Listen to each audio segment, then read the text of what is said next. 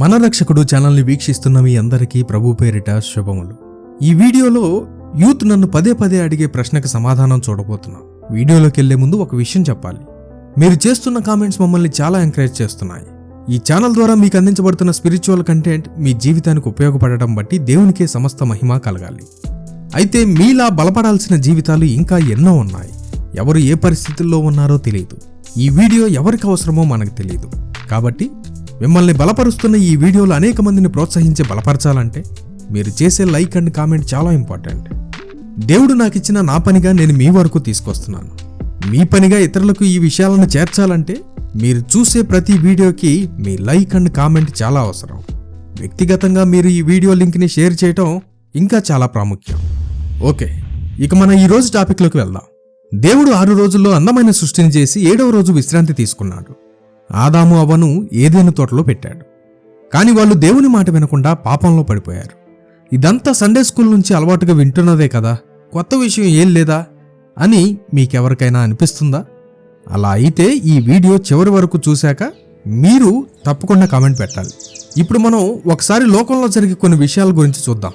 ఈ video youngsters కోసం కాబట్టి వాళ్ళకు అర్థమయ్యే రీతిలో ఒక విషయాన్ని చెప్పడానికి లోకంలో జరిగే ఎగ్జాంపుల్స్ వాడుతున్నాను. అర్థం చేసుకోవడానికి ప్రయత్నం చేయండి.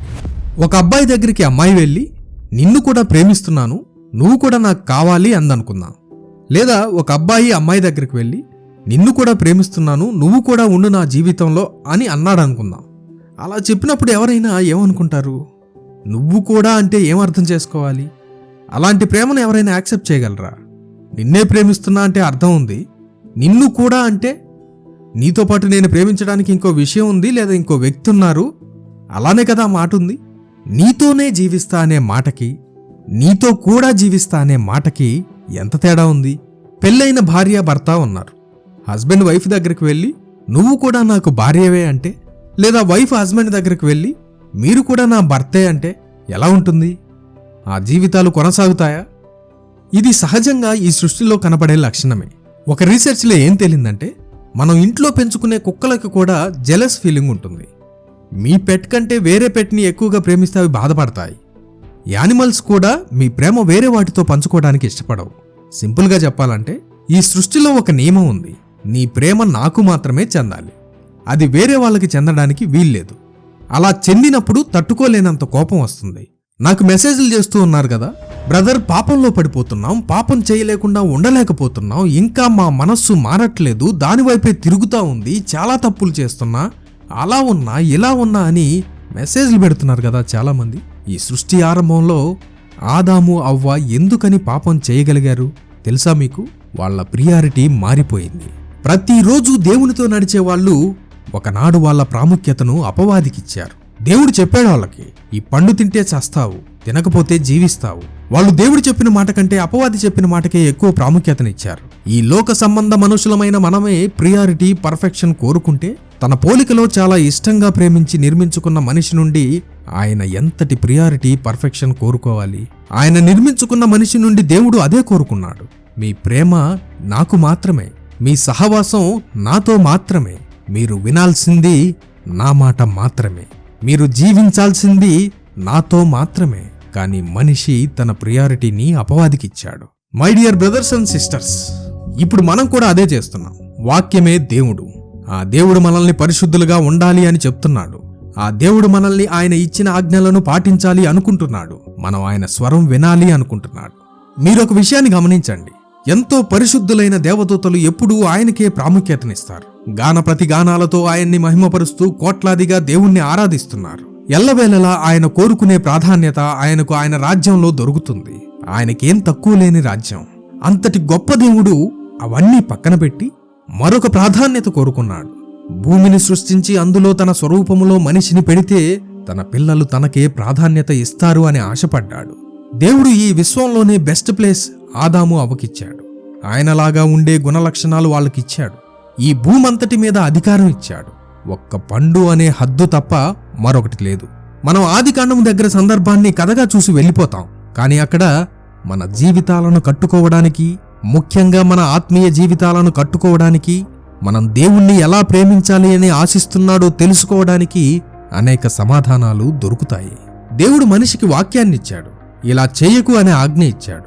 కానీ మనిషి ఆ ఆజ్ఞ పాటించలేదు. ఎందుకో తెలుసా? యోహాను సువార్త 14వ అధ్యాయము 15వ వచనం, మీరు నన్ను ప్రేమించిన ఎడల నా ఆజ్ఞలను గైకొనెదరు. ప్రేమించే వాళ్ళు ఆయన ఆజ్ఞను పాటిస్తారు. ఆదికాండంలో మనిషి దేవుని ఆజ్ఞను పాటించలేకపోవడానికి గల కారణం దేవుణ్ణి వాళ్ళు ప్రేమించలేదు. మనం దేవుణ్ణి ప్రేమిస్తున్నాం అనడానికి గుర్తు ఆయన వాక్యానికి లోబడి జీవించటమే, ఆయన ఆజ్ఞలను పాటించటమే. దేవుడు ఆదాము అవ్వని తన రాజ్యంలో ఉన్న మహిమ కంటే ఉన్నతమైన మహిమతో చేశాడు. ఆ ఉన్నతమైన మహిమ ఏదో కాదు, దేవుని స్వరూపమే. నా స్వరూపమే వీళ్ళకిచ్చాను గదా, దేవదూతలకు లేని స్వరూపంలో వీళ్ళని చేసుకున్నా గదా, వీళ్ళ నుండి నాకు ఎంత ప్రాధాన్యత వస్తుందో, ఈ మనిషి నన్ను ఎంత గొప్పగా ప్రేమిస్తాడో అని దేవుడు ఆశపడ్డాడు. కాని వాళ్ళ ప్రాధాన్యత ఆయనకు మించి దేన్ని కోరుకుంది? వాళ్ళ ఆశలు దేవుని మీద కాకుండా, దేవుడు ఇచ్చిన మాట మీద కాకుండా దేని మీద ఉన్నాయి. వాళ్ళు పాపం చేసి అదే చెప్తున్నారు, నీకంటే మాకు అపవాది చెప్పిన మాటలే బాగున్నాయి, నీకంటే మాకు ఈ పండే నచ్చింది, నీతో సహవాసం కంటే ఈ అపవాదితో సహవాసమే మాకు బాగుంది, నువ్విచ్చిన ఈ స్వరూపంతో మమ్మల్ని మేము ప్రేమించుకుంటాం, మా ఆశలు తీర్చుకుంటాం, నీతో సంబంధం కంటే మాకు అపవాదితో సంబంధమే కావాలి అని వాళ్ళు చేశారు. వాళ్ళు పాపంలో పడడానికి ప్రధాన కారణం దేవునికి వాళ్ళకి మధ్య ఉన్న సంబంధంలో అపవాది అనే మూడవ వ్యక్తి వచ్చాడు. మూడవ వ్యక్తి వచ్చినప్పుడు వాళ్ళ ప్రాధాన్యత మారిపోయింది, వాళ్ళ సహవాసం దెబ్బతింది. వాళ్ళు దేవునితో జీవించే అవకాశం పోగొట్టుకోబోతున్నారనే విషయాన్ని మర్చిపోయారు. దేవుని హృదయం బద్దలైపోయింది. నన్నే ప్రేమిస్తారనుకున్నాను గదా, నాకు మాత్రమే ప్రాధాన్యత ఇస్తారనుకున్నాను గదా, నా మాటే వింటారనుకున్నాను గదా, నాకంటే ఎక్కువగా మీరు ప్రేమించడానికి మరొక విషయం ఉంది అని దేవుడు తెలుసుకున్నప్పుడు ఆయన తట్టుకోలేకపోయాడు. యెషయా గ్రంథము 54వ అధ్యాయము 5వ వచనం, నిన్ను సృష్టించిన వాడు నీకు భర్తయే ఉన్నాడు, సైన్యములకు అధిపతియగు యెహోవా అని ఆయనకు పేరు. ఇశ్రాయేలు యొక్క పరిశుద్ధ దేవుడు నీకు విమోచకుడు, సర్వలోకమునకు దేవుడని ఆయనకు పేరు. ఆదాము అవ్వను సృష్టించిన దేవుడు వారికి భర్త అయి ఉన్నాడు. భర్త అంటే అదొక ఫిజికల్ రిలేషన్లో మనం అనుకునే అర్థం కాదు. ఈ వచనానికి హీబ్రూలో లోతైన అర్థం ఉంది. ఇది కేవలం భార్యాభర్తల ప్రేమ సంబంధాన్ని మాత్రమే కాకుండా దేవుడు తన ప్రజలకు యజమాని మరియు ప్రభు అనే అధికారాన్ని, అలాగే వారికి రక్షకుడు, పోషకుడు, పాలించడం, స్వాధీనం చేసుకోవడం, సొంతం చేసుకోవడం అని సూచిస్తుంది. దేవుడు తన ప్రజల పట్ల కలిగి ఉన్న అపారమైన ప్రేమను, వారి అవిశ్వాసాన్ని లెక్క చేయకుండా వారిని తిరిగి స్వీకరించడానికి సిద్ధంగా ఉన్న ఆయన కనికిరాన్ని ఈ పదం తెలియజేస్తుంది. మనుషులమైన మన దగ్గరే చాలా కోపం ఉంటుంది. మిమ్మల్ని ప్రేమిస్తూ మీకు ప్రాధాన్యత ఇవ్వాల్సిన మీ భార్య లేదా మీ భర్త పరాయి వ్యక్తిని ప్రేమిస్తే ఒక మనిషి అది తట్టుకోలేడు. దేవుడు కూడా తన కోసం తనని ప్రేమిస్తారని చేసుకున్న మనిషి తన మాటను పక్కన పెట్టడం బట్టి ఆయనకు చాలా కోపం వచ్చింది. ఆయన కంటే ఎక్కువగా అపవాది మాటకు లోబడడం బట్టి ఆయనకు చాలా కోపం వచ్చింది. ఆదాము అవ్వ పాపం చేయడానికి ముఖ్యమైన కారణం దేవుడు వాళ్ళని ప్రేమించినంత గొప్పగా వాళ్ళు దేవుణ్ణి ప్రేమించలేదు. దేవుడు వాళ్ళని కావాలనుకున్నంత గొప్పగా వాళ్ళు ఆయనను కావాలనుకోలేదు. వాళ్ళు దేవుని వాక్యం ప్రాధాన్యం అని అనుకోలేదు. వాళ్ళ ప్రేమ ఆయనకి మాత్రమే కాకుండా అపవాదికి కూడా ఇచ్చారు. వాళ్ళు ఆయనతో మాత్రమే కాకుండా అపవాదితో సహవాసం చేశారు. ఆయనతో రోజూ నడుస్తున్న వాళ్లే, సాయంత్రం వేళలో రోజూ దేవునితో ఉంటున్న వాళ్లే. భర్తగా ఉన్న సృష్టికర్తను కాకుండా ఆదాము అవ్వ అపవాది కుట్రకు ప్రాధాన్యత ఇచ్చినప్పుడు, దేవుని మాటను కాకుండా అపవాది మాటను ప్రేమించినప్పుడు ఆయనకు ఎంత కోపం రావాలి? ఆయనతో ఉన్న సంబంధం కంటే అపవాదితో ఉన్న సంబంధమే గొప్పదిగా అనిపించినప్పుడు ఆయనకెంత కోపం రావాలి? ఆ కోపం వాళ్ళని మరణించేలా చేసింది. నిత్యము దేవునితో జీవించే స్వభావం కోల్పోయేలా చేసింది. ఇప్పుడు మన కాలంలో మనం ఇంకా పాపంలో జీవించడానికి గల కారణం ఏంటో తెలుసా? మన ప్రాధాన్యత దేవునికి మించి మరేదో ఉంది. మనం దేవునితో పాటు ఈ లోకంలో ఉన్న వేటినో ఎక్కువగా ప్రేమిస్తున్నాం. మన హృదయాన్ని దేవునితో పాటు అపవాదికి కూడా ఇస్తున్నాం. మన సమయం దేవునితో పాటు ఈ లోక కార్యాలకు కూడా వెళ్తుంది. యాకోబు రాసిన పత్రిక 4వ అధ్యాయము 4వ వచనం, వ్యభిచారులారా, ఈ లోక స్నేహము దేవునితో వైరమని మీరెరుగరా? కాబట్టి ఎవడు ఈ లోకముతో స్నేహము చేయగోరునో వాడు దేవునికి శత్రువు. మనం దేవునితో సహవాసం చేస్తూనే ఈ లోకంతో సహవాసం చేయలేము. అలా చేస్తే అది వ్యభిచారం అవుతుంది. ఆదికాండములో ఆదాముతో సహవాసం చేయాల్సిన అవ్వ అతని సహవాసం మానేసి పండుకు ఆకర్షించబడుతున్నప్పుడు, అపవాది మాటను ప్రేమిస్తున్నప్పుడు ఆమె మరణం తెచ్చుకుంది. ఆ మరణంలోకి ఆదామును కూడా తీసుకువెళ్ళింది. ఆ కాలంలో అది పండు రూపంలో ఉంది.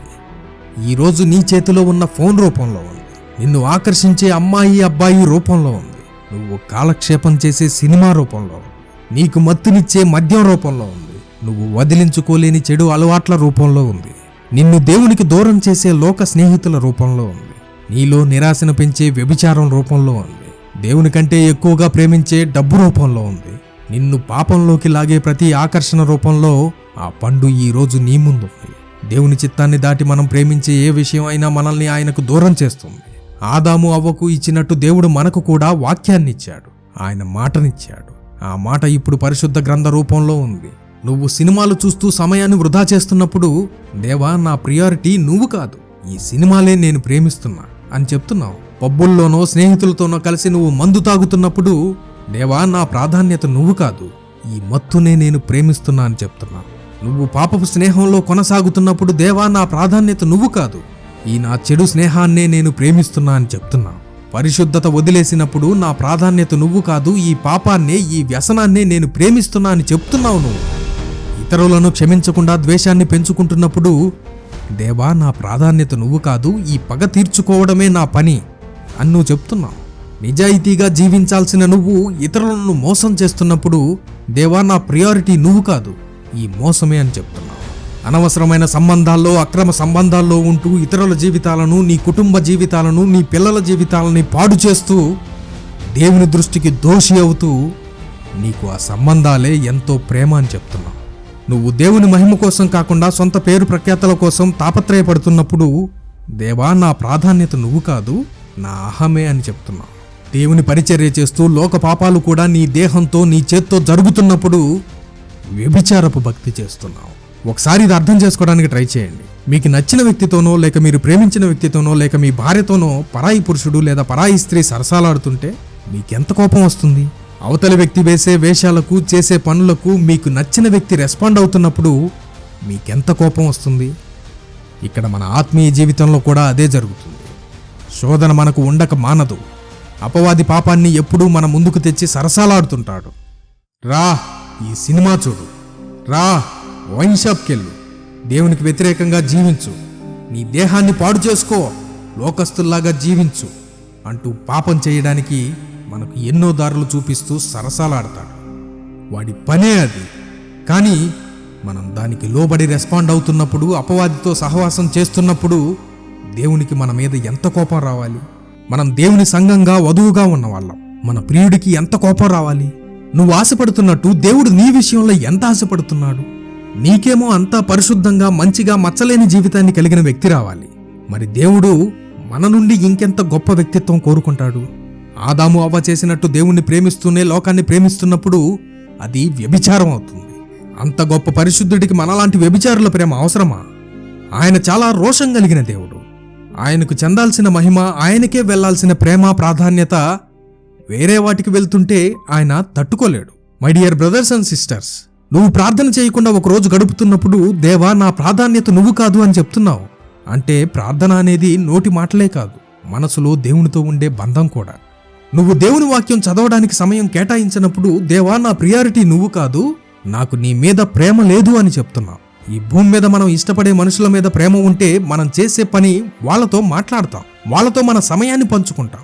అదే దేవుడు కోరుకుంటున్నాడు. మీరు నన్ను ప్రేమిస్తే నాకు సమయం ఇవ్వండి, నాతో సమయాన్ని గడపండి అంటున్నాడు. దేవుని మాట దాటి మనం ఎందుకు ఇంకా పాపం చేయగలుగుతున్నామో తెలుసా? ఆయన మాట మీద మనకు ప్రేమ లేదు గనుక, ఆయన మన ప్రియారిటీ కాదు గనుక. ఆదికాండం నుండి ఇప్పటి వరకు అదే జరుగుతుంది. దేవుడు మనం ఆయన్ని ప్రేమిస్తున్నామని ఇంకా ఎదురు చూస్తూనే ఉన్నాడు. అంత ప్రేమ కలిగిన దేవుడు ఆయన. సరే, నా స్వరూపమే ఇచ్చి వాళ్ళని ప్రేమించా కదా, అది వాళ్ళకి సరిపోలేదు. ఈసారి నా ప్రాణం ఇచ్చి ప్రేమిస్తాను, నా రక్తం కార్చి ప్రేమిస్తాను, నా శరీరం అంతా నలగగొట్టుకుని ప్రేమిస్తాను. This is my body, which is given for you.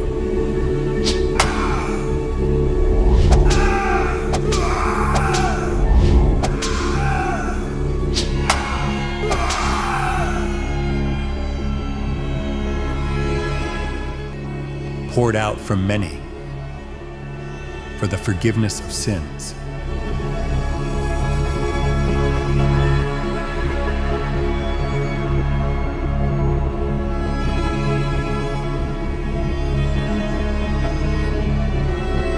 ఉమ్మి వేయించుకొని ప్రేమిస్తాను.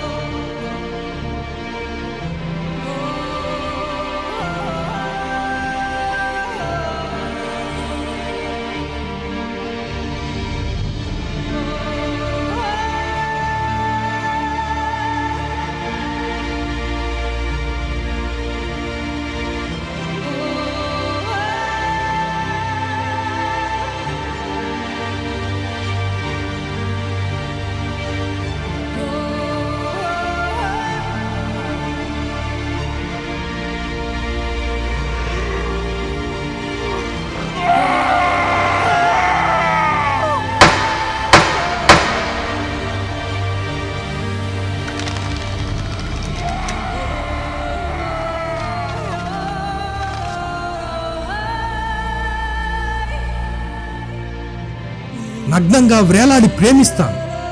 Father, forgive them, for they know not what they do. It is finished. Father, into your hands I commit my spirit. అప్పుడైనా నాకు ప్రాధాన్యతనిస్తారేమో, అప్పుడైనా నన్ను ప్రేమిస్తారేమో అని ఇప్పటికీ ఎదురు చూస్తూనే ఉన్నాను. బ్రదర్స్ అండ్ సిస్టర్స్, ఆ ప్రేమకి ఇంకెప్పుడు రెస్పాండ్ అవుతాం?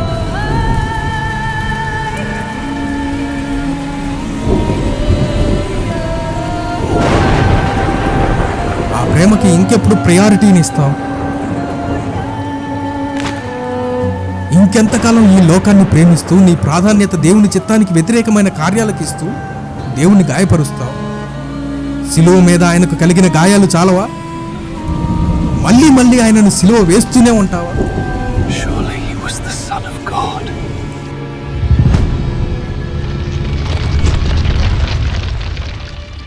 దేవుణ్ణి ప్రేమించండి, ఆశీర్వాదాలు వస్తాయని చెప్పడం లేదు. ఈ భూమి మీద దేవుడు చేసిన అద్భుతమైన కార్యం ఏంటో చెప్పాలనుకుంటున్నాను. ఆయన కృపకు, ఆయన ప్రేమకు ఏమాత్రం సరిపోని మనలాంటి పాపుల్ని ఆయన ప్రేమించడమే చాలా గొప్ప కార్యం. ఆయన మనల్ని ప్రేమించడమే కాదు, మనం తిరిగి ఆయనను ప్రేమిస్తే మన ప్రేమను తీసుకోవాలనుకోవడం అద్భుతమైన విషయం. 1 యోహాను 4వ అధ్యాయము 19వ వచనం. ఆయనే మొదట మనలను ప్రేమించెను గనుక మనం ప్రేమించుతున్నాం. మనల్ని ప్రేమిస్తున్న ఆయన మన నుండి కోరుకునేది ఇర్మియా గ్రంథము 33వ వచనం. నాకు మొరపెట్టుము, నేను నీకు ఉత్తరమిచ్చేదను, నీవు గ్రహింపలేని గొప్ప సంగతులను, గూఢమైన సంగతులను నీకు తెలియజేతును.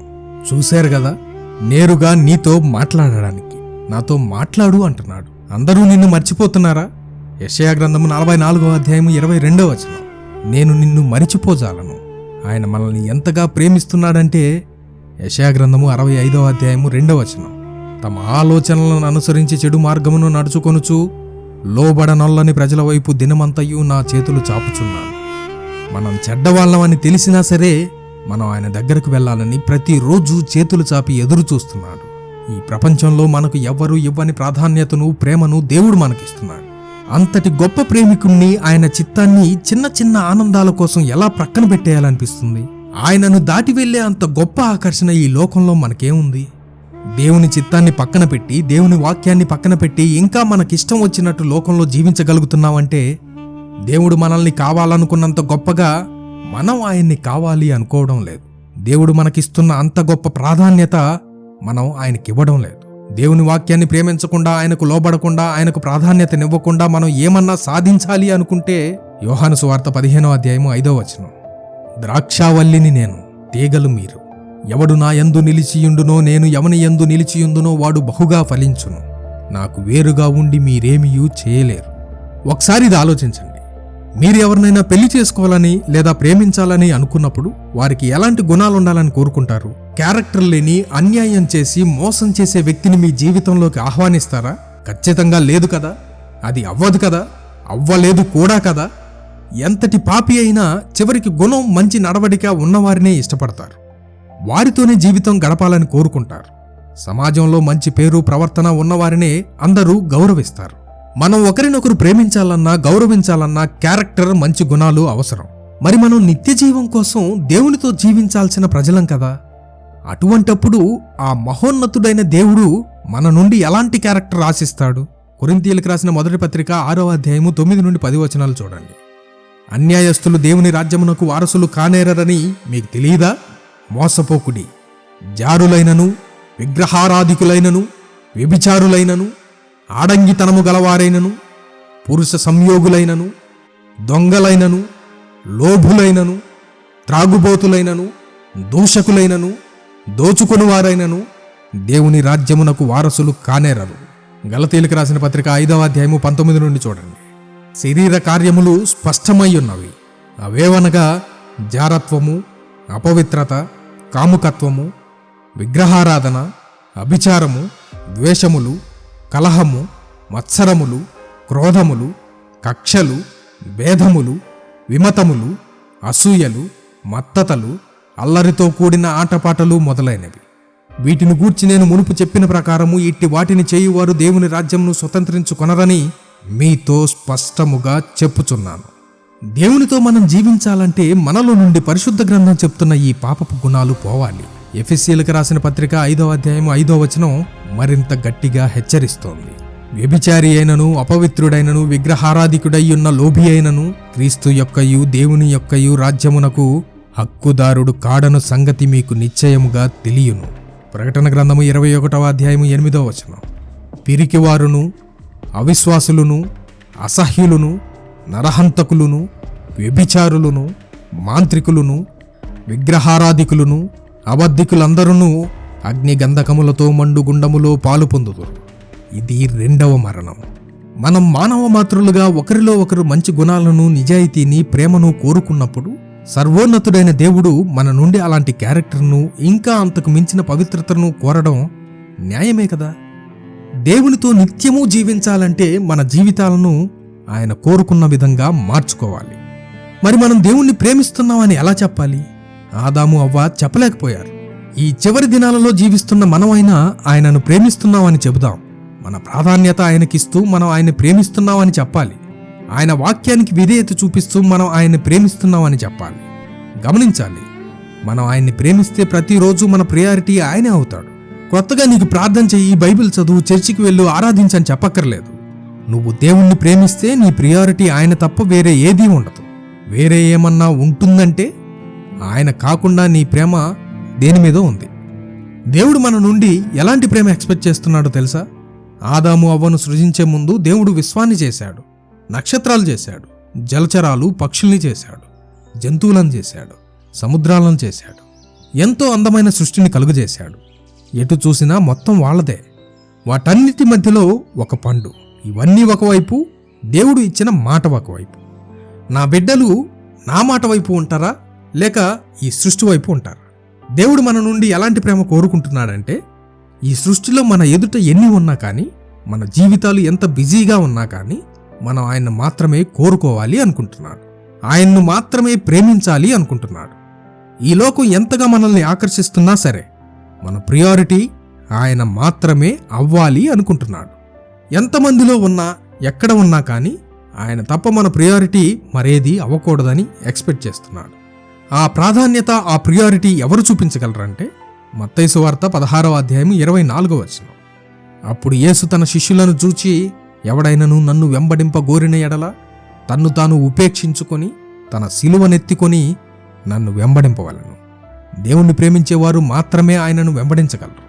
అలా వెంబడిస్తున్నప్పుడు మన కోరికలు, లోక ఆకర్షణలు అన్నీ వదిలిపెట్టాలి. ఈ లోకం ఇచ్చే ఆనందాలు వదిలిపెట్టాలి. అదేంటండి, మనం ఆనందంగా ఉంటే దేవునికి నచ్చదా అని మీరు అనుకోవచ్చు. దేవుడు మన కోరికలను, ఆనందాలను, ఆశలను తీరుస్తాడు. మనం మన ఆనందాలను మన పద్ధతుల్లో వెతుక్కుంటాం. అవి పాపం వైపు నడిపిస్తాయి. కానీ దేవుడు ఇచ్చే ఆనందం మనల్ని దేవుని చిత్తం వైపు నడిపిస్తుంది. మనకంటే గొప్ప తలంపులతో ఆయన మనల్ని ప్రేమిస్తున్నాడు.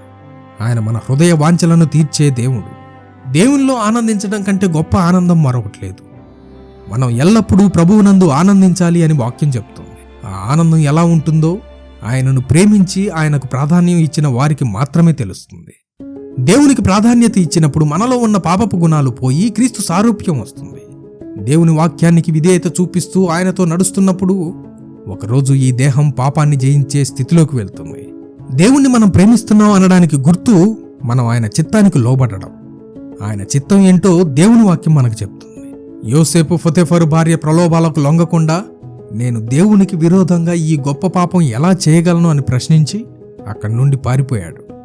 ప్రార్థన చేస్తే చంపేస్తారని తెలిసి కూడా దానియేలు దేవునికి ప్రార్థన చేయడం మానలేదు. మనుషుల కంటే దేవునికి భయపడి ఆయనకు విధేయత చూపడం ద్వారా అతను మరణ భయాన్ని జయించాడు. అలాగే పౌలు తన పాత చెడు జీవితాన్ని వదిలి యేసుక్రీస్తును తెలుసుకోవడమే తన లక్ష్యంగా పెట్టుకున్నాడు. దేవునికి మొదటి ప్రాధాన్యత ఇవ్వడం వల్ల పౌలు తన పాత పాపపు అలవాట్లు జయించి కొత్త జీవితాన్ని పొందాడు. ఈ భక్తులందరూ తమ జీవితాల్లో దేవునికి అన్నిటికంటే ఎక్కువ స్థానం ఇచ్చారు. కాబట్టే పాపాన్ని జయించి దేవుణ్ణి ప్రేమిస్తూ జీవించగలిగారు. మనం కూడా ఈ లోక ఆకర్షణలకు లొంగకుండా దేవునికి మొదటి స్థానం ఇద్దాం.